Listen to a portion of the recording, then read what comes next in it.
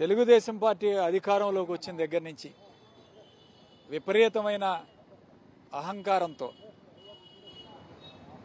చిన్న చిన్న ఉద్యోగుల మీద తీవ్రమైన ఒత్తిడి తీసుకురావటం, వాళ్ళ చేత స్వయంగా రాజీనామాలు చేయించుకొని సెలవు పెట్టే రాజీనామాలు చేయించి ఇంటికి పంపించే కార్యక్రమం చేస్తున్నారు. ముఖ్యంగా ఈరోజు అన్నవరం సొసైటీలో పనిచేస్తున్న శ్రీనివాసరెడ్డిని గత 3 నెలల నుంచి తన జీతం ఇవ్వకుండా వేధింపులకు గురి చేసి నువ్వు సస్తే చావు లేదా ఉద్యోగం మానే అనే 2 మాటలతో అతన్ని గత 3 నెలల నుంచి వేధింపులు గురి చేయడం వల్ల 2 రోజుల క్రితం అతను గడ్డి మందు తాగి ఆత్మహత్య చేసుకున్నాడు.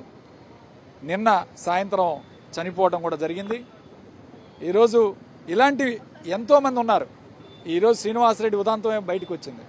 అంగన్వాడీ టీచర్లు, అంగన్వాడీ ఆయాలు, సొసైటీ మిగిలిన సొసైటీలో పనిచేస్తున్న ఈ గుమస్తాలు, ఇలాంటి చిన్న చిన్న ఉద్యోగస్తుల మీద ఈరోజు ఇంత మానసిక ఒత్తిడి ఎప్పుడూ లేదని చెప్పి ప్రతి ఒక్కరూ చేస్తున్నారు. ఇలాంటి ధృతరాష్ట్రుల పరిపాలన ఏదైతే ఉందో, రెడ్ బుక్ రాజ్యాంగం ఎప్పుడు కూడా ఈ రాష్ట్ర చరిత్రలో చూడలేదు. అధికారాలు ఉండొచ్చు, పోవచ్చు, కానీ ఇంత అహంకారంతో, ఇంత దౌర్జన్యంగా, ఇంత వేధింపులకు గురి చేసే పరిపాలన ఎప్పుడు చూడలేదని ప్రజల వాస్తవం.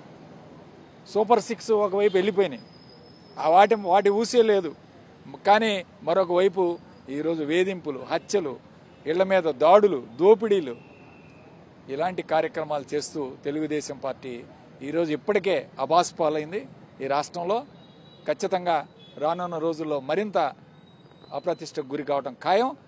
అయితే ఇప్పుడు పోలీసులతో కూడా మాట్లాడి ఖచ్చితంగా ముందు 174 సెక్షన్ కింద కేసు ఫైల్ చేసి దీన్ని ఎంక్వైరీ తర్వాత 306కి మార్చే కార్యక్రమం చేస్తామని హామీ ఇచ్చారు, స్పష్టమైన హామీ. అదేవిధంగా ఆ కుటుంబానికి న్యాయం చేస్తామని, ఆ కుటుంబంలో ఒకరికి ఉద్యోగం, వాళ్ళ కొడుకు డిగ్రీ అయిపోయింది, అతనికి ఉద్యోగం ఇచ్చే కార్యక్రమం, అతనికి డిపార్ట్మెంట్ నుంచి రావాల్సిన ఏదైతే అమౌంట్స్, ఏరియర్ అమౌంట్ కానీ, శాలరీ కానీ, మిగిలిన డబ్బులన్నీ కూడా డిపార్ట్మెంట్ తరఫున హామీ, అక్కడే వాళ్ళ కుటుంబ సభ్యులకు హామీ ఇస్తామని మాట ఇచ్చారు. ఇది కూడా పోలీసు వారి సమక్షంలో వాళ్ళు కూడా హామీ ఇచ్చారు. ఇవన్నీ కూడా హామీలు నెరవేర్చే కార్యక్రమం. కేసు 174 ఫైల్ చేపించి ఫర్దర్ ఎంక్వైరీ చేసి దాని తర్వాత ఏ విధంగా 306కి తీసుకువెళ్లాలో తీసుకువెళ్లే కార్యక్రమం కూడా దాన్ని చేస్తామని చెప్పి హామీ ఇచ్చిన తర్వాత మేము ఈరోజు ధర్నా చేద్దామని అందరం కూడా భావించాం. ఈరోజు ఆ యొక్క శ్రీనివాసరెడ్డికి న్యాయం చేయాలని, ధర్నా చేయాలని మేమందరం కూడా భావించాం. అయితే ఒక స్పష్టమైన హామీ డిపార్ట్మెంటల్ నుంచి ఒక పెద్ద గౌరవప్రదమైన వ్యక్తి వచ్చి అక్కడ వాళ్ళ కుటుంబ సభ్యులకి అట్లానే పోలీసు వారి సమక్షంలో ఈ హామీలు ఇచ్చి ఈరోజు వాళ్ళని, ఆ కుటుంబానికి న్యాయం చేస్తామని ఇచ్చిన హామీతో మేమందరం కూడా ఈరోజు మరి ఈ యొక్క ఆందోళన ఏదైతే ఉందో దీన్ని తాత్కాలికంగా, ఎవరైతే వేధింపులకు పాల్పడ్డారో వాళ్ళని ఎప్పటిలోపల అరెస్ట్ చేస్తామన్నారు. ఏ సెక్షన్ ఇప్పుడు 174 ఫైల్ చేయించి ఇన్వెస్టిగేషన్ చేస్తారు. ఇన్వెస్టిగేషన్లో దాన్ని 306కి ఆల్టర్ చేస్తారు. మరణ వాంగ్మూలం ఉంది. తర్వాత ఇప్పుడు ఈ వేధింపులకు గురి చేసిన వాళ్ళు కూడా వాళ్ళ దగ్గర కూడా తీసుకొని డిపార్ట్మెంట్లుగా అన్ని పరిశీలించి దీని తర్వాత విల్ గో ఫర్ 306. మీరు కూడా విన్నారు, ఏమని వేధించారు, మా ప్రభుత్వం వచ్చినని చాలా చాలా మాటలు అన్నట్టున్నారు. ఏమన్నారు? సస్తే చావు, నువ్వు చచ్చినా పర్వాలేదు కానీ ఉద్యోగం మాత్రం మానేసి ఇంటికి వెళ్ళాలి.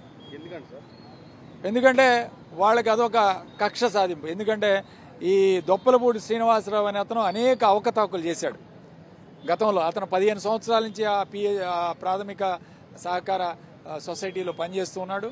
ఇతను చేసిన దాని మీద మన ప్రభుత్వంలో ఎంక్వైరీ జరిగింది. గత ప్రభుత్వంలో ఎంక్వైరీ చేసినప్పుడు ఇతను అవకతవకలు పాల్పడ్డాడని రిపోర్ట్ ఇచ్చినా సరే అతన్ని సస్పెండ్ చేయకుండా కేవలం ట్రాన్స్ఫర్ తోటి వదిలేశారు. కేవలం ఇది మనసులో పెట్టుకుని ఇతని మీద ఈరోజు ఇతను, ఇంకొక అమ్మాయి ఆడకూతురు కూడా ఉంది, వీళ్ళిద్దరిని కూడా మానేసి వెళ్ళమని వీళ్ళిద్దరిని వేధింపులకు గురి చేస్తున్నాడు. వీళ్ళిద్దరే కాదు, దొప్పలపూడి శ్రీనివాసరావు, సురేంద్ర, రమాదేవి, వీళ్ళు ముగ్గురు కూడా ఈ కక్ష సాధింపుల చర్యలకు పాల్పడుతున్నారు. వీళ్ళ మీద తక్షణమే యాక్షన్ తీసుకోవాలి, చర్యలు తీసుకోవాలని చెప్పి మేము డిమాండ్ చేస్తున్నాం.